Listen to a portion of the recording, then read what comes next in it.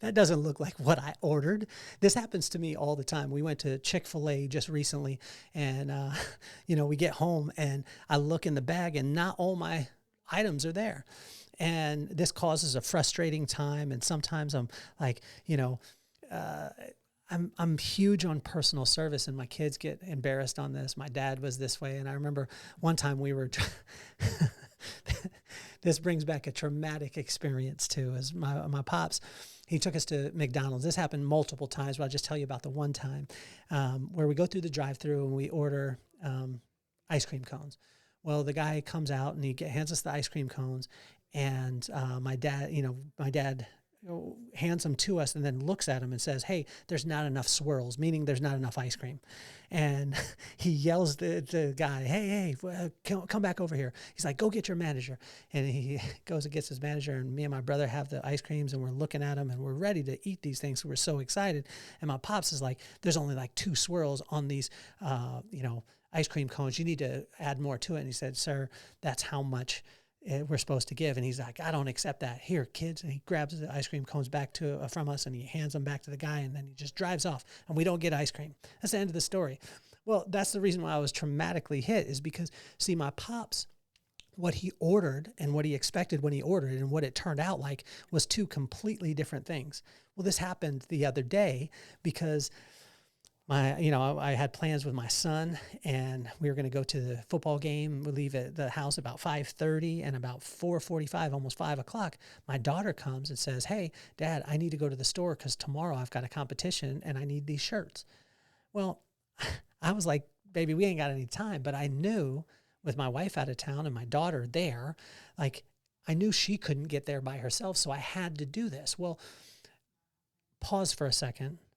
Before we ever had kids, I remember telling my wife very early on in our marriage that I wanted to be, Uber wasn't around then, but I wanted to be a taxi cab driver for the kids. I wanted to, go to all their sports games. I just wanted to take them to school and pick them up and do all these things. At the time, I didn't think that was feasible because of our lifestyle.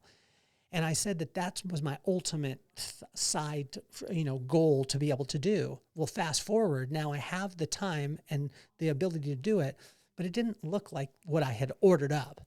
What I had ordered up is, this spending time with my kids, all this stuff. But here was an opportunity to spend time with my daughter before I went to spend time with my son later that night. But here I was getting so upset because it wasn't on my timing. Well, it was like 4:45 and takes like 20 minutes to get to the store and 20 minutes back. That means 40 minutes. So there's no way I'm going to be able to, leave when I thought I was going to be able to leave to go to the football game with my son. But I had to settle in. I wish that, I would have had the greatest attitude in the world while I went with my daughter to the store, but I didn't. I was rushed. But the reason why I'm telling you the story is because I want you to learn from my mistake. I wasted that 20 minutes in the car there and 20 minutes back of just spending time with my daughter, which was the thing that I wanted. But what I realized is that most of the time when God answers our prayers and answers the things that we ask for, it's not going to come looking exactly the way that we ordered. And in Proverbs 18, it talks about this. It talks about the fact that it's not always going to turn out or look like what we ordered, but it's going to be the thing that we asked for.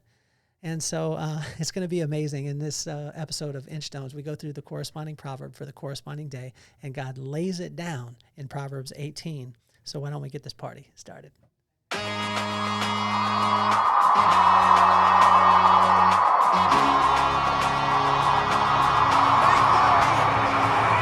Nothing more on my mind. I got to shine, so every day I grind. Work in the morning, work in the evening. We's achieving, cause we believing.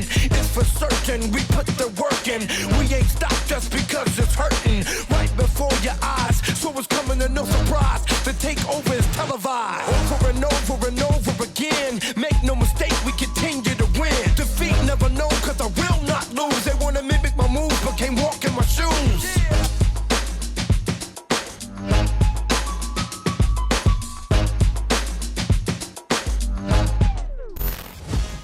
Puts a smile on my face every single time I hear that music. It is the music for the Vibe Room, which is a live version of the podcast, and it's happening November 9th. If you don't have your tickets, you could get them in the link in the bio. It is an unbelievably powerful room. It's in Salt Lake City at the Edison House, and it is going to be unreal.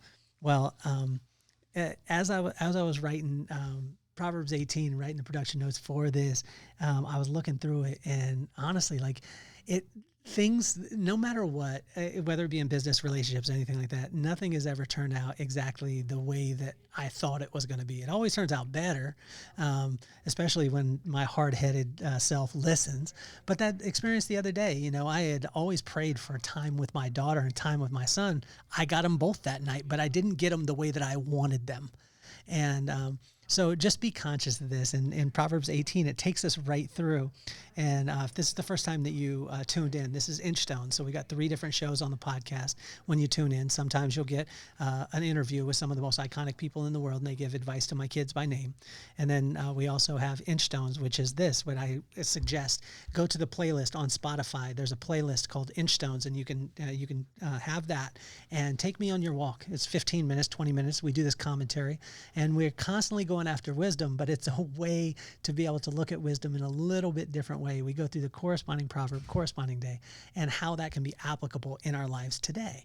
And so that's and then the third show is that I go live and I call my friends randomly. And now my friends sometimes don't even answer their phone. I called my brother the other day and he's like, "Oh man, am I on the podcast?" And I said, "No, I'm just having a conversation with you." You know what I mean? But I surprise them, and it's like at times, and I call them randomly. It is hilarious. So I'm going to throw on my glasses too, because that's where we're at in life. And if my wife is watching now, she sees where all her glasses go, because I steal them and I take them. The reason I do this is because if I don't get my own glasses, it means that my eyes are fine. I just happen to be using hers. So let that sink in for a second. I want to thank you all for tuning in too. If you are tuning in on YouTube, make sure you subscribe, hit the little notifications. That way you'll know when we're going to be going live. And also on Spotify, hit the follow button, and on Apple, go ahead and hit the subscribe button, and then leave a comment. It helps us out, and we're listener supported, and I want to tell you how much I appreciate that. If you don't have the book, The Vibe, pick up the book, The Vibe. It's on in the link in the bio. It's incredible because it goes through, has 5 different components to it. Your culture, your systems and your processes, your productivity, your innovation, and your ability to adapt immediately. But it's all powered by the Vibe. And the Vibe is made by your heart set, your mindset, and your skill set. When you align them, you create an irresistible vibe, because it's not the energy you bring into the room, but it's the way in which people feel when you leave. And it doesn't matter the systems, the culture, all those things that you have, if people don't feel good about them. And it chronicles how you can do that and construct that in your own life and in your business. And also with the Bling Shine Serum, it adds moisture, strength, shine, and it smells like vacation. Every single woman needs a little bling in their life. So let's get to Proverbs 18. In verse 1, 2, 3, 10, and 19 is always look for the good. Like, this is one thing that with my son Maddox, probably one of the most positive guys in the world, and he always looks for the good. He's always looking for the great in things. And so, I remember I was in Fresno, and we had a speaking engagement there. They brought me out for a keynote, and we went to the airport, and our flight was delayed. Then it was delayed again. Then it was delayed again. And by the time we were going to get home, after waiting for the third delay, it would take us the same amount of time to drive. So we went down and we rented a car, and we get to the car, and my son says, "Daddy, I just want to let you know that it's so cool that we got delayed, because we get to spend more time together in the car." And I was like, "Man, how could you even think that way? This is so awesome. It's late at night. We just got done, whatever." We get in the car, we drive, and we stop at In-N-Out. And right after we get out, back on the freeway, he says, "Daddy, you know what? If we would have waited and flew in that plane, the plane would have never stopped to get in and out. Isn't this awesome?"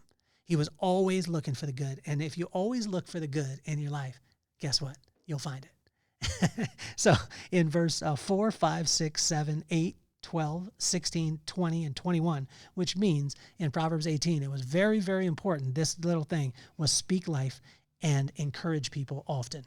Speak life and encourage people often. How do you speak life? It's by using somebody's name. And I tell you, I ask you to try this today. Speak life through your voice. Call someone and say their name. Say, "Hey, Rob, just want to let you know that I want to thank you for blah, blah, blah, blah, blah, specific things that you were able to do. Like my brother, hey, Rob, if you're listening to the podcast, I want to tell you that you reaching out and telling me and Dave and Will that we're all going to Ben Harper. And by the way, you bought the tickets. I want to tell you how much that means. And so that's speaking life. If you do that in your life to different people, it's unreal what can happen. You can also do this through a letter. You could write a letter, but do it in penmanship. Write a letter to your friend, your wife, your kids, whatever it is, and write something specific. And then encourage people often. The thing that we most of the time are lacking that is free to every single person, but has the highest ROI is just encouragement. How often are you specifically encouraged? I asked a kid at D-Task, my daughter's competition the other day. I asked her, I said, hey, asked this kid, his name is Tavin, he's a really, really cool kid. I said, how often are you encouraged? And he just looked around, he was like, well, what do you mean? I said, how often does somebody tell you how awesome you are? And he just stopped for a second. The reason why, because most of us don't get encouraged enough. So if we can encourage, it would be amazing. In verse 9, 13, and 15, a lazy mind finds trouble. Chew on that for a second. A lazy mind finds trouble. In verse 11, 14, 22, and 23, invest in what really matters. If we can invest in what really matters, it's amazing, because if we invest in wisdom, where do we get wisdom? From the fear of God. Fear of God is just respecting him, which means we spend time with him, his words and actions that are in line. And when that happens, what happens is we invest in what truly, truly matters. My brother is probably the best example of this. He invests in his family, invests in time with his kids, time with his wife, time in his business. He works his land. He invests in things that really, really matter. And I've seen his life and his relationships really, really blossom. I see the joy in his face in the pictures that he posts, when I see him, I hear it in his voice all the time, because he invests in what really matters. Let's see, in verse 17 and 18, watch this. Listen, listen, listen, discern, seek counsel, then speak if necessary. This was a tough one, because my profession is this podcast and keynote speaking for companies, conferences, and organizations. And so when I read this, it says, listen, listen, listen, discern, seek counsel, and then speak if necessary. But my mind always goes to speaking first. How can I add value to this place by speaking this? But if I listen, listen, listen, I was at D-Task the other day, which is a drama competition for my daughter, and I was just listening. I was asking a question, then I was listening, and I was hearing all these things that these kids are talking about, and then I was discerning it, seeing like, are there things that I could say that would add value? And then I'm seeking counsel. I'm seeking counsel from the Word. Like, I didn't have a friend that I was able to talk to there, but I'm running it back and forth against Proverbs that I read every single day. So the corresponding proverb for the corresponding day. And then and only then, I speak if necessary.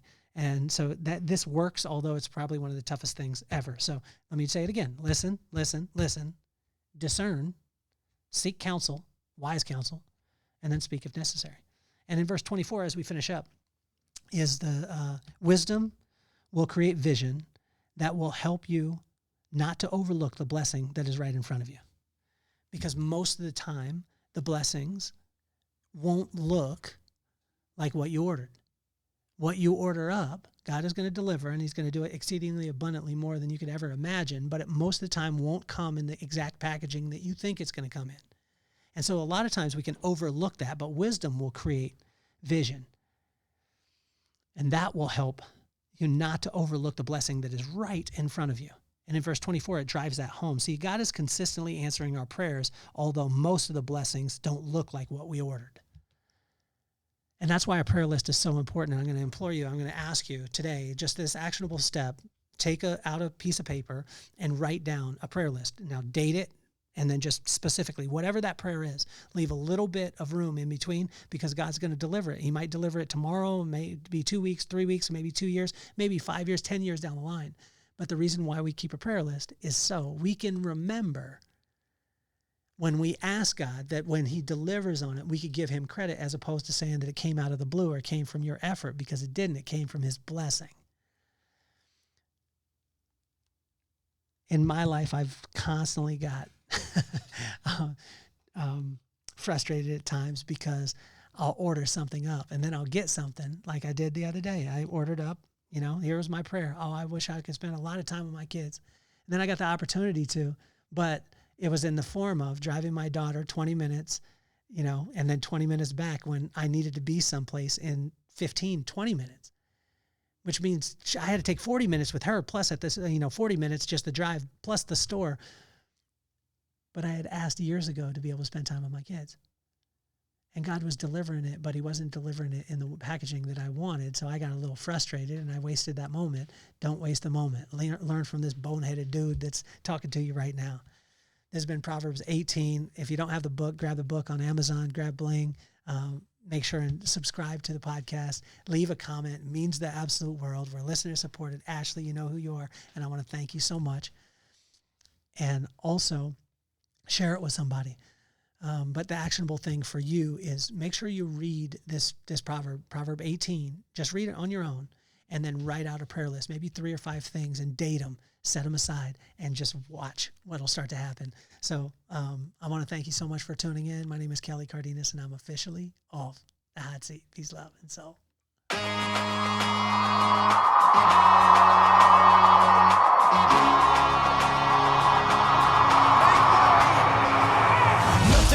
On my mind, I got 2 shines, so every day I grind. Work in the morning, work in the evening. We's achieving, cause we believing. It's for certain, we put the work in. We ain't stopped just because it's hurting. Right before your eyes, so it's coming to no surprise. The takeover is televised. Over and over and